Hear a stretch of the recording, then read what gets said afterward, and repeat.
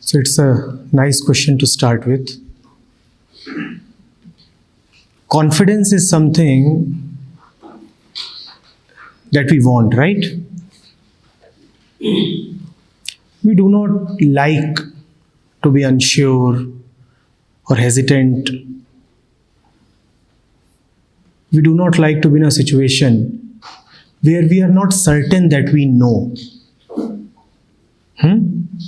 That brings us to the word knowledge. And as Abhimanyu said, most of us believe that confidence comes from knowledge. So how to maintain this confidence? By accumulating more and more knowledge? Will that help?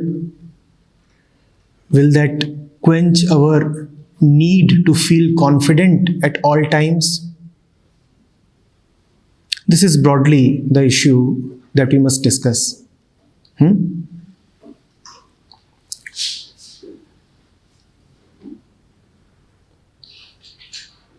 What is confidence?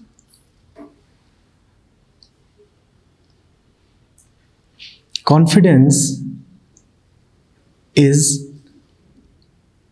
the belief that I know, that I understand, that I'm in control of things, that I can command, that I'm on top of the situation. When you feel this way, then you say, I am confident, right? That is confidence for us.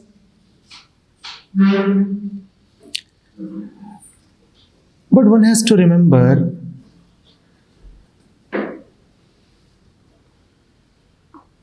that firstly, knowledge is limited. We are going into the nature of knowledge. What is knowledge? How does it function? Firstly, knowledge with any entity is always limited. Even the sum total of all knowledge that mankind has or is ever going to have will not even be a tiny fraction of the total knowledge that can be possibly had. So knowledge by its definition is limited. That is the first thing about knowledge. What is the first thing? Howsoever much knowledge you have, but it is always going to be limited. It may be all right when it comes to facing a particular examination based on a syllabus, because even that syllabus is limited. So limited syllabus and limited knowledge can counterbalance each other. But when it comes to life, is life limited? Is life limited by the boundaries of any syllabus? Is it? So knowledge can help you face a structured examination to an extent. It is helpful there. But knowledge is very inadequate when it comes to life, because knowledge by definition is always going to be limited. It is an ever expanding domain. And when I say ever expanding, that brings me to the second thing about knowledge. What is the second thing about knowledge? The second thing about knowledge is, the more you know, the more you realize that you do not know. That knowledge is limited is not known to those with limited knowledge. Understand this.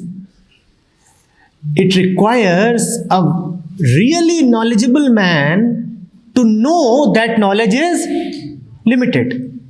The ones who have little knowledge keep on thinking that they have all the knowledge.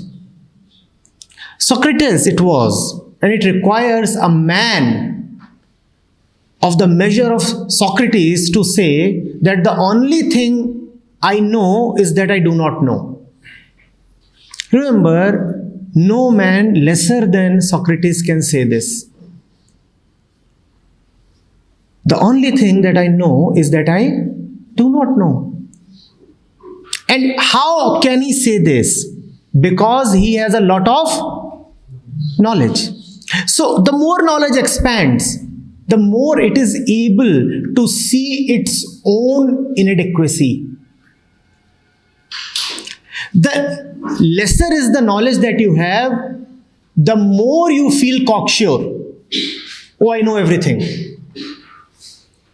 The more you have a really bigoted belief, a really obstinate belief in yourself. Oh, I know.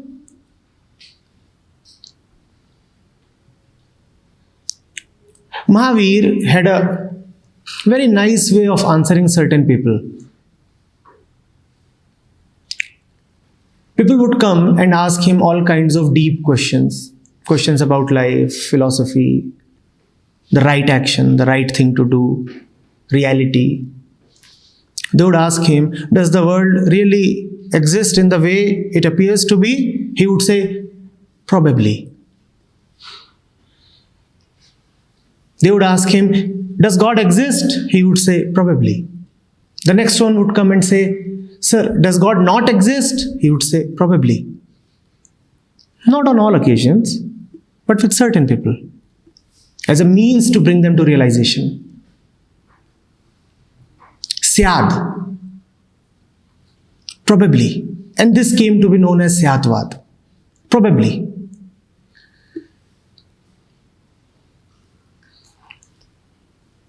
When you reach the height of a Mahavir, then you realize that it is all just probably. Or you can come to modern physics and go to Schrodinger. And what does he tell you? Probably. Probably. Does the electron really exist where I think it is? Well, sir, probably. Depends on with what precision you want to measure its velocity. You want to be very precise about its velocity, then you'll have to be less and less precise about its location. Probably. But only a Schrodinger can say that. You require to come to modern physics to realize that all modern physics deals in probabilities. It does not deal in certainties.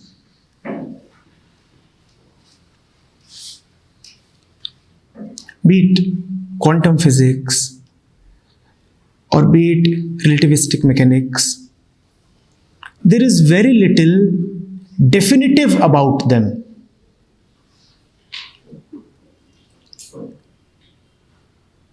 You have eigenvalues and eigenfunctions. You do not get definite answers that the ball is rolling at the speed of 2.2 meter per second. Probably.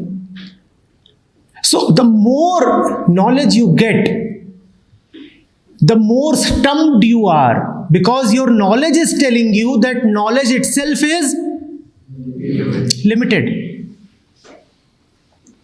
Knowledge itself is telling you that knowledge is limited. And a point comes when the philosopher or the saint or the scientist, all of them just stand staring at a giant vacuum where there is nothing known. After all his knowledge, what does the physicist realize? He does not know anything. And that's the moment when he has absolute clarity. You know what is clarity? To be clear of knowledge, to be empty.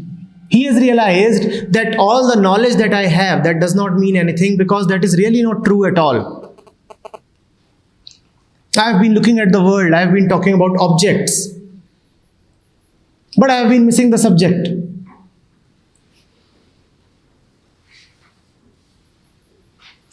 And I cannot look at the subject using the same faculty that was looking at the world, the objects. So what do I know? I know nothing. I know nothing. I have missed the subject.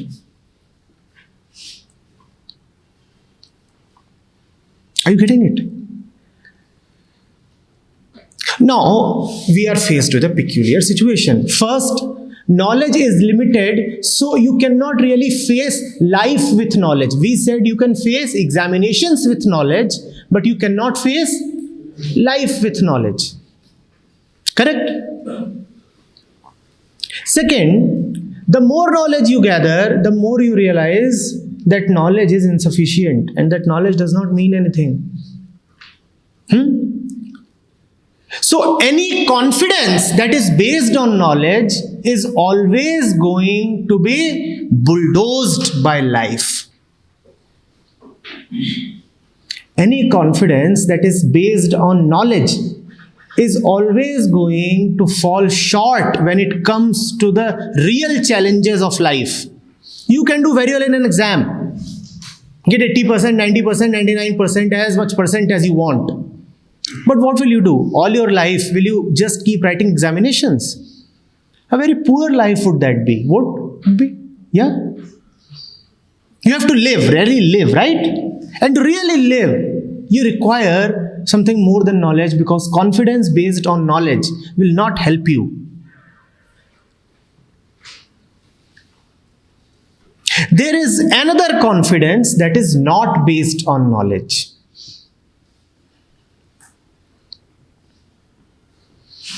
We are now preparing to enter that. We are now going to come to that.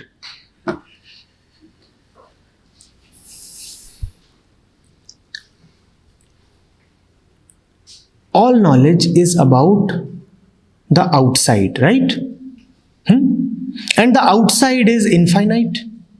That is why we said that in spite of whatever knowledge you gather, it would not even be a fraction of the immensity of the ocean of knowledge that is possible. All knowledge is external. It is an infinite expanse. But there is something about which you can be more sure, which is not infinitely away from you, which you do not have to gather, which is close to you, which is the thing that gathers knowledge and wants to feel satisfied by gathering knowledge. What is that thing? What is that thing within you that wants confidence? What is that thing within you that wants to gather knowledge? What is that thing within you that wants to feel satisfied by gaining knowledge? Can we give it a name just for talking? What is that thing within you? Fear, knowledge, ego, I. Give it any of these names. Each of this is as good as the other. I, ego, mind. That is the thing that is always wanting confidence and gathering knowledge, right? That is the thing that sometimes starts feeling a little sure and sometimes just falls apart. Oh my God, I can't do much. What is happening?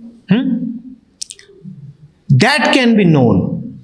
After all, that is the thing that wants confidence. That can be known. That is the root that needs confidence, wants knowledge. That can be known. That can be understood. I can have no control over the world. Things move in a haphazard way. I cannot know what is happening on the road. I cannot know what is happening on a particular street in Argentina right now. What can I know? And the universe is infinite. What can I know? But I can surely know something that is closer to me. What is that? This can be known. And all the fear, the lack of confidence, where does it sit? Does it sit in Argentina? Does it sit in some other galaxy? Or does it sit here? You can have knowledge about Argentina, but is your fear residing in Argentina? Where is your fear residing? Where is your fear residing? Here. You can have a lot of knowledge about the universe, but is your fear residing in the universe or is it residing here? Why not know this itself? There is another confidence that arises from knowing this. I know this. Now, external situations can keep changing. Life can keep throwing its challenges. There may be victory or defeat. Somebody may ask me a question. I may know an answer, and I may as well not know an answer. But whatever is the situation, this is my territory. The mind is my territory. This cannot get affected. This confidence does not depend upon knowledge. This second type of confidence does not depend on knowledge. This depends on another thing which let's just call as awareness.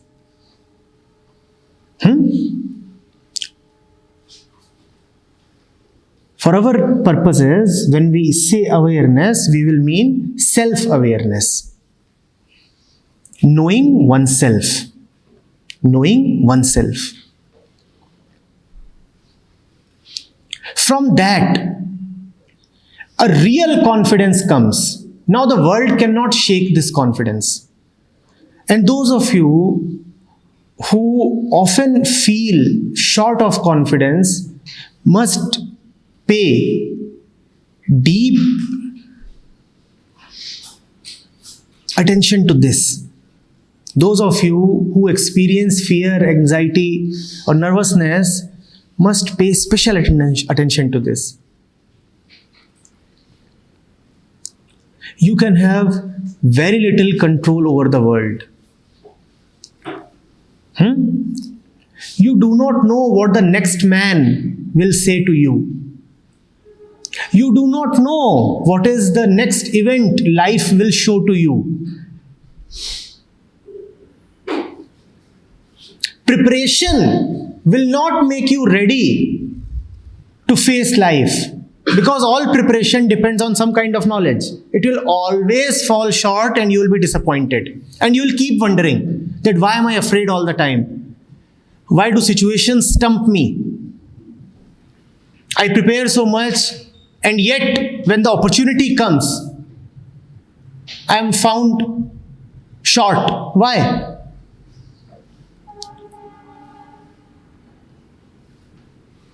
Know yourself. Know that the mind is hungry for something. Know that to be afraid of someone is to allow the external to take control of you. Know that the more you go towards one end of duality, the more you are preparing to go towards the other end of duality. Observe your mind, look at the patterns, and realize that when you are in a pattern, it is so mechanical and it is moving towards its predetermined end. Like a pre-recorded movie. When you realize all this, then the world cannot take control of you. Someone comes and says something to you and you smile. You say, that same old game. You see something and the mind wants to go towards it. You again smile and you say, the same old pattern here. In a particular situation, you repeat what you have been always doing. You again smile and you say, the same game of conditioning.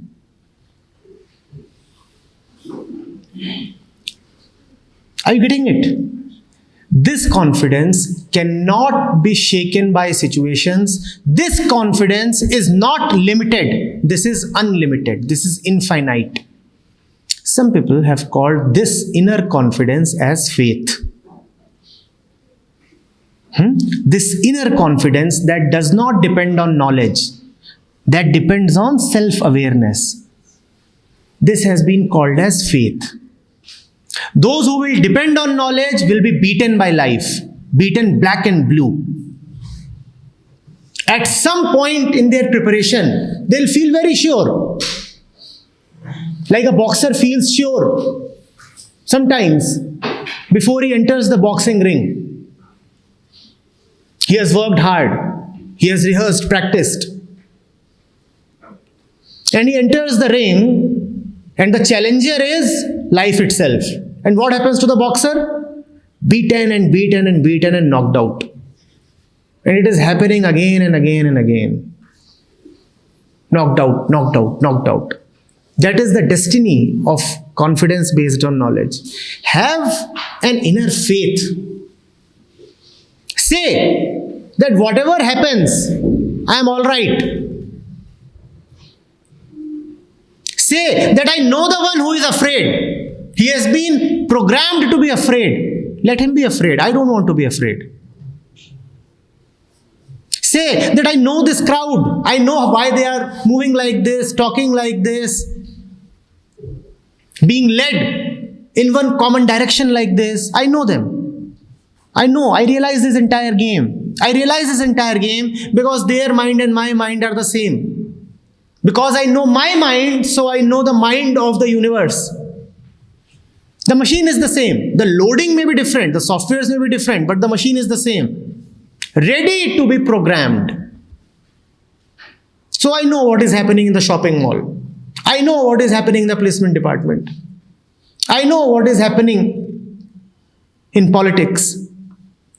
I know what is happening in families. I know what is happening in movies. I can understand why the traffic moves like this. The same old mind. Stupid, prone to fear and greed. I can see what is happening. I can see. This is called insight. This is not knowledge. This is insight. I realize what is happening. And why do I realize what is happening? Because I realize myself. When I realize the patterns of my mind, then I also realize the patterns of the world. I see two kids fighting. And then I pick up the newspaper and I see that two nations are fighting. And I realize that it's the same age-old tendency. Nothing different. We are violent. We are programmed to be violent. Kids fight and nations fight. And when nations are fighting, they are no different than kids.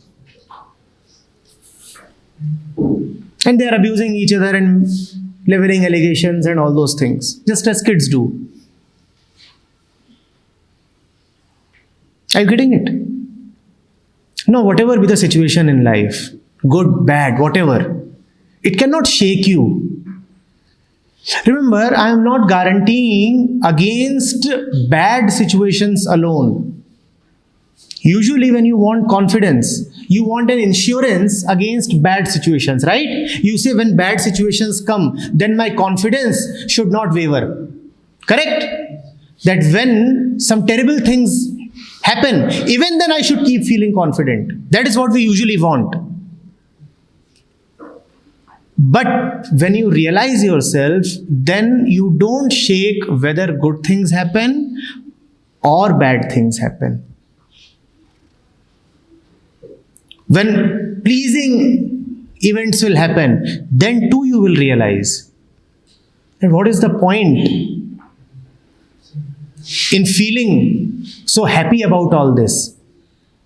If I feel happy when someone says that I am smart and handsome, then I'll have to feel sad when someone says that I am ugly and idiotic.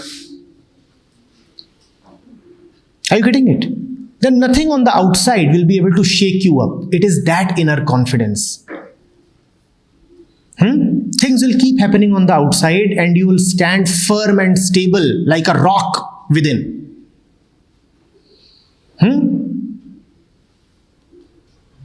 A mountain that cannot be shaken. A fortress that cannot be impregnated.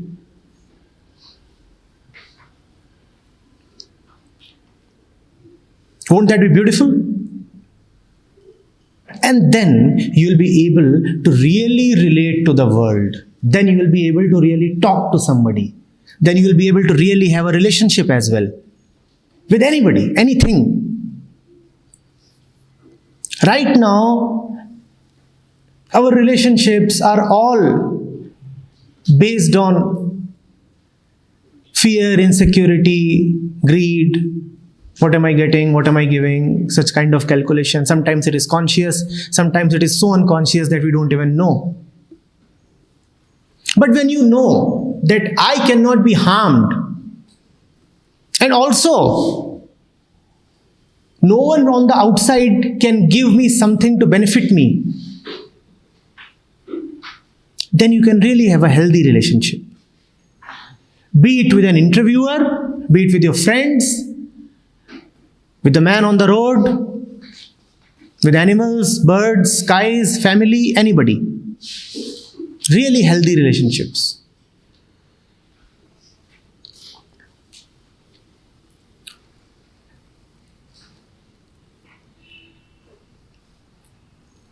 Is it clear what I'm trying to say? There are two ways to walk into that interview room. One, I have prepared so much that I will be able to answer any question. Most probably what is going to happen to this candidate? I have prepared so much. I can answer any question. What is going to happen to this candidate? Life is unpredictable. Nobody is obliged to ask you questions that you have prepared. Life is unpredictable. The more you have prepared, the more you feel that the question must come from within the domain of preparation. The more you are prepared, the more you are predicting that the question will be from within the prepared material. Is that not so? Because you have prepared so much. The more you have prepared, the more you are shattered when a new question comes. Do you understand this? And a new question will come. Because that is the nature of life. It is always fresh and always new. A new question will come. It will be absolutely new. You will have no idea about it. You would have never thought about it. A fresh situation will arise. And you won't know what to do. Because you haven't prepared for it. You cannot prepare for it. It is impossible to prepare. This candidate will be beaten, knocked out. And then there is another candidate. He is not averse to knowledge. He is not averse to knowledge. He has knowledge. But at the same time, he is not dependent on knowledge. What does he say? He says, whatever happens, let it happen. Why should I worry? Why should I wonder? I did what I had to do. Now let things come. Let things come. But one thing is certain. Whatever will come, I will be still. Whatever be the situation, I will not be shaken. Whichever directions the winds blow, I will stand firm. I will not be greatly elated and excited if the other fellow says, wow, you are wonderful. And I will not be disappointed if he says, oh, you don't know anything. I'll maintain my composure, my equanimity under all circumstances. Now, this second fellow may get selected or may not get selected. But one thing is certain. You will not find him with a miserable face. Do you understand this? You will not find him with a miserable face. Wouldn't that be beautiful? Won't that be beautiful? And let me add something to it. Actually, the probability of success is higher for the second fellow. who may not have prepared so much, but has the faith that whatever happens, I am all right. I'm not dependent on the world. Whatever happens, it's okay. This reminds me of a particular event from my own student life. It was the year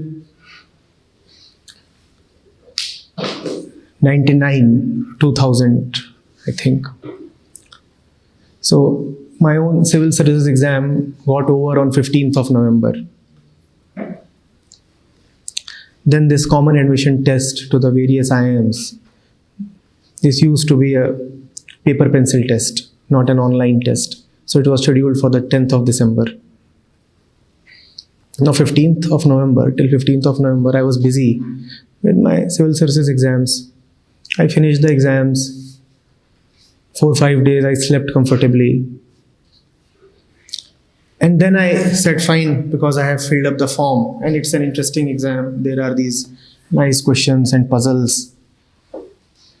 So let's write that exam. I didn't have too many stakes attached to that CAT. So I picked up those few books that you require and I started preparing. And I joined a test series with my batchmates in IIT. The test series used to be conducted in IIT itself. So everybody who was writing that test was an IITian. So I would just go and write the test with them. It was a mock test. And whenever I would write that test, my rank there would be somewhere in the middle. There were so many of them who were preparing since 1 year, 2 years also. Minimum 6 months, 8 months. And they desperately wanted to go to the IIMs. So they had worked very, very hard. And they were all talented people, obviously. Some of them were prodigiously talented. So that's the way it was. Then came 10th of December. So I went in, I wrote the paper. I realized that I had attempted fewer questions than I usually used to attempt. Before that particular year, the CAT used to have around 180 questions. And you had done well if you had attempted 140 or 150. I could see that this year I had not attempted as many. So I thought maybe I have not done well, but okay, it's all right. I came out. And then what do I see there? People are crying, sobbing, weeping. Inconsolably. Somebody is tearing apart his shirt, including some of those toppers who used to do so well in the mock tests. So I asked them what happened. And they said, don't ask us. We are devastated. The world has come to an end. Why? They said the pattern changed. I said, really? Now, the fact was I didn't even realize that the pattern had changed because I didn't know what the previous pattern was. That was not really there in the mind. So I said, yes, probably it has changed, yes. Then they said, how much could you attempt? I said, I too have not done well. Yeah? Just like you, I also have not done well. I have attempted 113. Then they started thumping their chests even more wildly. And what happened? That we could not attempt even 100. Now it was impossible. It was impossible. I knew some of them. They were really swift. As far as IQ goes, they were really up there. In fact, higher than me. There is no doubt. And they had prepared really well. They had prepared really well. And that, I tell you, is exactly the reason why they failed. They had prepared so much. When you prepare so much and the pattern changes, then you crumble. And patterns will change. Life will not conform to any patterns. Sometimes examinations do. But even in examinations, if the paper setter is wise enough, he will keep changing patterns. It is only a lazy university in which patterns do not change. It is only a very sloppy examiner, a very sloppy college and university where you get the same pattern year after year. And who wants to change? Keep giving. Look at the JEE, for example. Do you ever see questions repeated? I do not know what's the situation these days. But at least till my time, there was no probability of a question being repeated. Life is like that. In fact, life is even more unpredictable than that. There, at least you know it will be only maths, physics, and chemistry. Here, it can be anything. You have prepared geography and the question is on biology. That is what life is. You have put on the best of your clothing and it rains. You never know what to do. Life will make a mockery of all your preparation. I'm not saying don't prepare. What I'm saying is, let your confidence not be linked to preparation. Prepare, but don't feel confident because of preparation. Just feel confident for no reason. When you feel confident for no reason, that is called faith. That is called faith. But it requires guts. When you are afraid, then you want to cover up your fear with preparation. Have you seen this? Notice this. I am so afraid, so I want to cover up my fear with preparation. I have seen people preparing and rehearsing. I love you. I love you. Now what is this? And when it comes to the occasion, what do they say? Gone. What is the use of all your preparation? What is the point? Then you find that your throat has choked and you end up making a fool of yourself.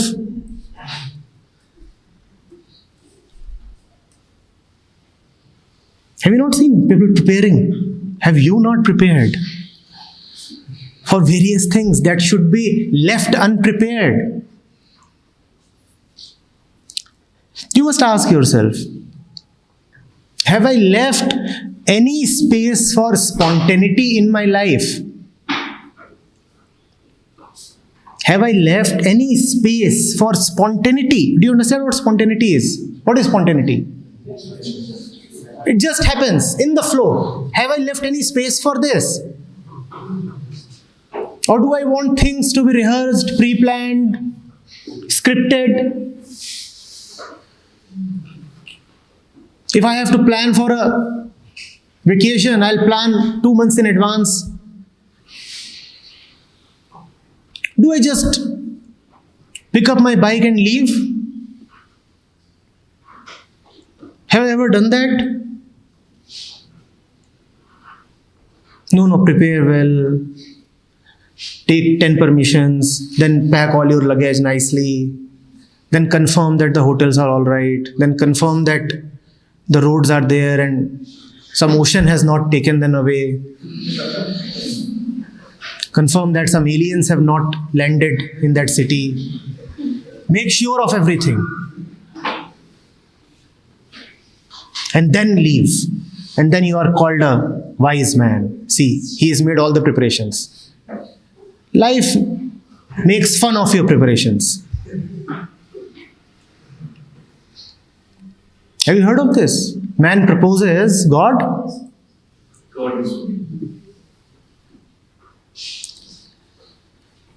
They say that God laughs most when man is making plans. That is his pet joke. See, that one is also preparing.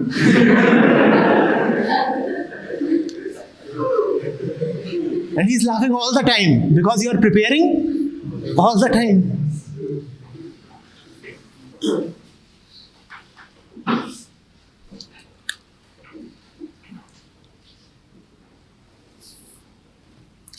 Mind you, I am not telling you to not to read or not to gain knowledge. I'm just telling you that knowledge will do what knowledge can do. Knowledge cannot give you security against your inner hollow. You are trying to fill the wrong hole with the wrong object. If you are unsure and insecure about yourself, knowledge and preparation will not help you. And mostly you want to prepare because you are unsure about yourself.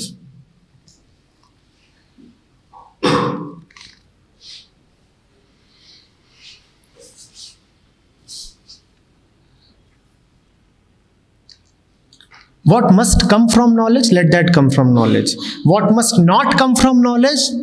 What must be spontaneous? Let that be spontaneous.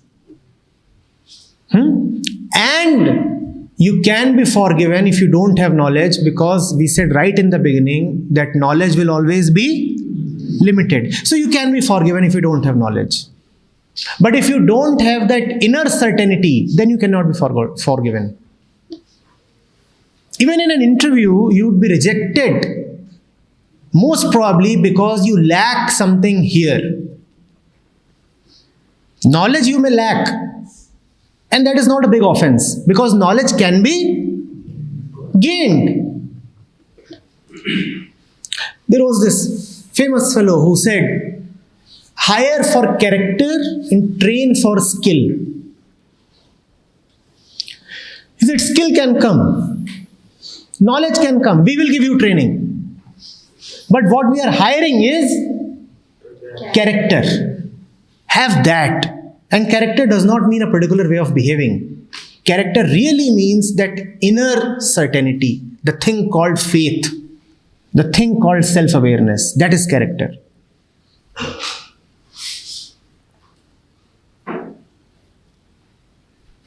Clear? Sometimes people get selected just because they are smiling even after not being able to give 5 consecutive answers. 5 consecutive questions, and they do not know the answer. And yet they are not shaken. And the interviewer says, this is a man. What is he being hired for? His knowledge? Question 1, I don't know. Question 2, I don't know. Question 3, I don't know. Question 4, I don't know. Question 5, I don't know. Is he feeling ashamed? No. Is he feeling guilty? No. Is he looking now down at the earth, at his feet? No. Is he feeling small? No. Is he feeling arrogant? No. This is a man. Now that doesn't mean that you start trying this trick.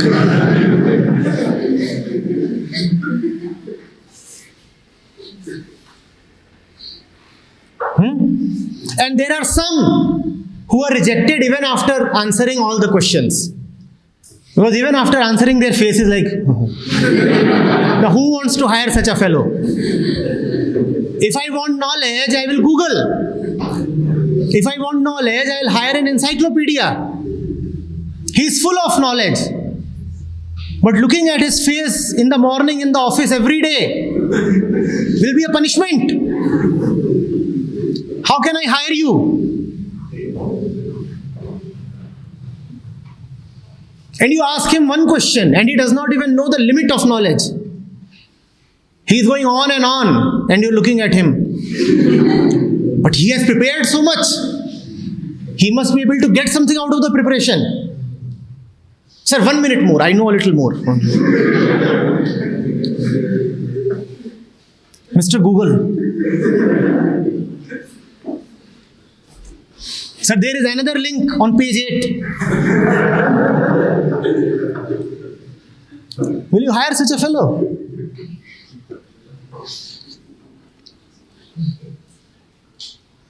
Especially at your level. It is not knowledge that is important. And more, the world is moving in a direction where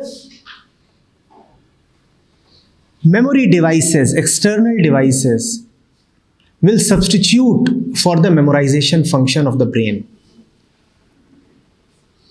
You will not need to remember much. A time will come very soon when you will have all the knowledge available in a small chip, and your brain can be connected to that chip and that knowledge is available. You don't need to memorize. Now, what is important in that kind of a world? Is memory and knowledge important? What is important? Creativity is important. Spontaneity is important. Faith is important. So, ask yourself, do I have creativity? Do I have spontaneity? Do I have faith? That is your real asset. That is what will help you. Not memory, not knowledge, not that fake external confidence.